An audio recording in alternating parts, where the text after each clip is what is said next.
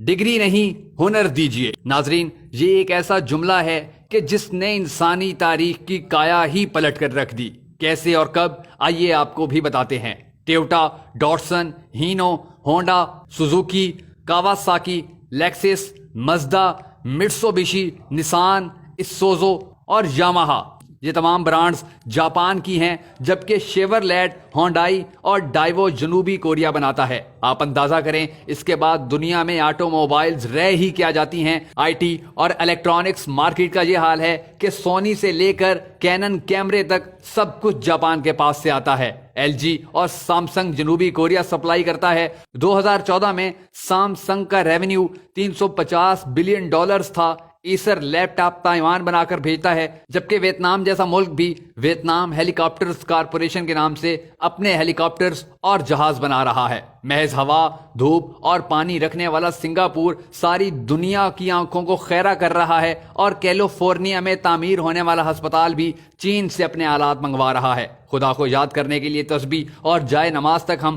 خدا کو نہ ماننے والوں سے خریدنے پر مجبور ہیں۔ دنیا کے تعلیمی نظاموں میں پہلے نمبر پر فن لینڈ، جبکہ دوسرے نمبر پر جاپان اور تیسرے نمبر پر جنوبی کوریا ہے۔ انہوں نے اپنی نئی نسل کو ڈگریوں کے پیچھے بھگانے کے بجائے انہیں ٹیکنیکل کرنا شروع کر دیا ہے۔ آپ کو سب سے زیادہ ایلیمنٹری سکولز انہی تمام ممالک میں نظر آئیں گے۔ وہ اپنے بچوں کا وقت کلاس رومز میں بورڈز کے سامنے ضائع کرنے کے بجائے حقائق کی دنیا میں لے جاتے ہیں۔ ایک بہت بڑا ووکیشنل انسٹیٹیوٹ اس وقت سنگاپور میں واقع ہے، اور وہاں بچوں کا صرف 20% وقت کلاس میں گزرتا ہے۔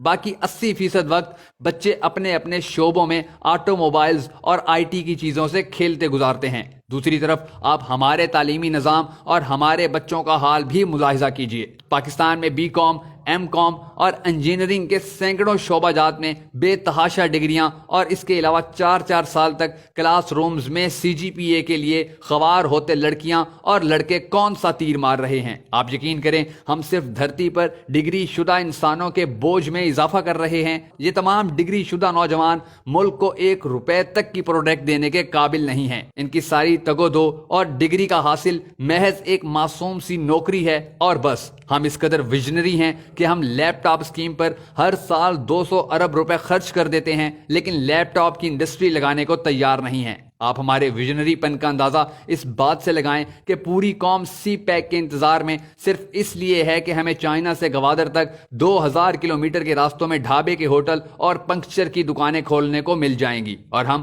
ٹول ٹیکس لے کر بل گیٹس بن جائیں گے۔ اوپر سے لے کر نیچے تک کوئی بھی ٹیکنالوجی ٹرانسفر کروانے میں دلچسپی نہیں رکھتا۔ آپ فلپائن کی مثال لے لیں۔ فلپائن نے پورے ملک میں ہوٹل مینجمنٹ اینڈ ہاسپٹیلٹی کے شعبے کو ترقی دی ہے، اپنے نوجوانوں کو ڈپلوما کورسز کروائے، اور دنیا میں سب سے زیادہ ڈیمانڈ فلپائن کے سیلز مینز اور فیمیل ویٹرز کی ہے۔ حتیٰ کہ ہمارا دشمن بھارت تک ان تمام شعبوں میں بہت آگے جا چکا ہے۔ آئی ٹی انڈسٹری میں سب سے زیادہ نوجوان ساری دنیا میں بھارت سے جاتے ہیں، جبکہ آپ کو دنیا کے تقریباً ہر ملک میں بڑی تعداد میں بھارتی لڑکے اور لڑکیاں سیلز مینز، ویٹرز اور اسی طرح کے دوسرے شعبوں میں کام کرتے نظر آتے ہیں۔ پروفیشنل ہونے کی وجہ سے ان کی تنخواہیں بھی پاکستانیوں کے مقابلے میں 10 گنا زیادہ ہوتی ہیں، اور دوسری طرف لے دے کر ایک مری ہی ہمارے لیے ناسور بن چکا ہے، جہاں کے لوگوں کو سیاحوں کی عزت تک کرنا نہیں آتی۔ چینی کہاوت ہے کہ اگر تم کسی کی مدد کرنا چاہتے ہو تو اس کو مچھلی دینے کے بجائے مچھلی پکڑنا سکھا دو۔